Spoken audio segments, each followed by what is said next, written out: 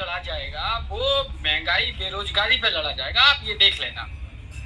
ठीक है, जातीय मुद्दा है, इसमें कहीं कोई दो राय नहीं है। और जिस तरीके से बीजेपी ने ये पूरा अब आप अगर महंगाई बेरोजगारी पे लड़ा जाता एस के दुबे जी, तो अलंकार अग्निहोत्री रिजाइन करते और आपके बड़े नेता उनको फोन करते। भाई आप जाति पे चुनाव लड़ने के लिए तैयार है ना? आप भी चाहते हैं अगड़ों में बंटवारा हो।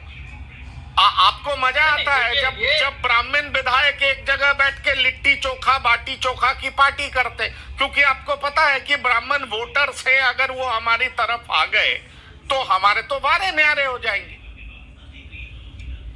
नहीं, देखिए पंकज जी, ये जाति व्यवस्था हिंदुस्तान का एक अहम रोल अदा करती रही और करती रहेगी। जब तक ये दुनिया रहेगी तब तक ऐसा ही चलता रहेगा इस हिंदुस्तान में, क्योंकि बहुत सारे लोग ऐसे हैं जो नहीं चाहते हैं। आप देखिए मेरे राष्ट्रीय अध्यक्ष जी का स्टेटमेंट, उन्होंने क्या कहा आपने भी सुना, हमने भी सुना, सारे हिंदुस्तान के लोगों ने भी सुना उनका, कि कोई भी ऐसा व्यक्ति जो अन्याय करता हो तो वो बचना नहीं चाहिए और निर्दोष पे कोई आंच नहीं आनी चाहिए।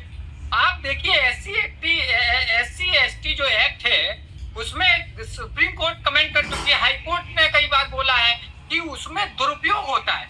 हमारी दुश्मनी किसी से हो गई, हमने किसी एससी वाले को पकड़ा और उसको पैसे और उसका लालच देके हमने केस करवा दिया, वो केस झूठा।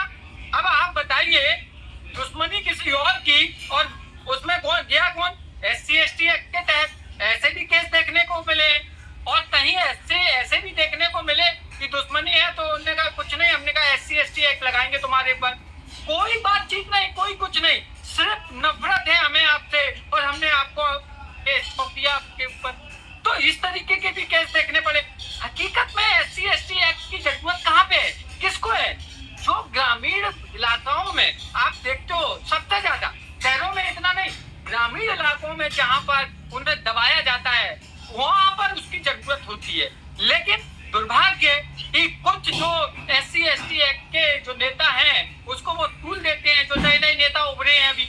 लेकिन वो दुर्भाग्य इस देश का कि इस तरीके से आप मिसयूज कर रहे हैं। इसीलिए ये ऐसा तो नहीं है कि इसमें जनरल ही आ गई, इसमें तो ओबीसी पे भी तो केस होते हैं। तो कहने का मतलब कोई भी नियम आप केंद्र सरकार बनाए, राज्य सरकार बनाए, ऐसा पारदर्शिता वाला नियम होना चाहिए कि अन्यायी जो है, जो नफरती है, जो ऐसा व्यक्ति है जो दूसरे को अन्याय कर रहा है, वो बचना नहीं चाहिए। वो किसी भी धर्म कम्युनिटी से हो, चाहे वो मुसलमान हो, हिंदू हो, चाहे सिख हो, ईसाई हो, कोई भी जात से हो।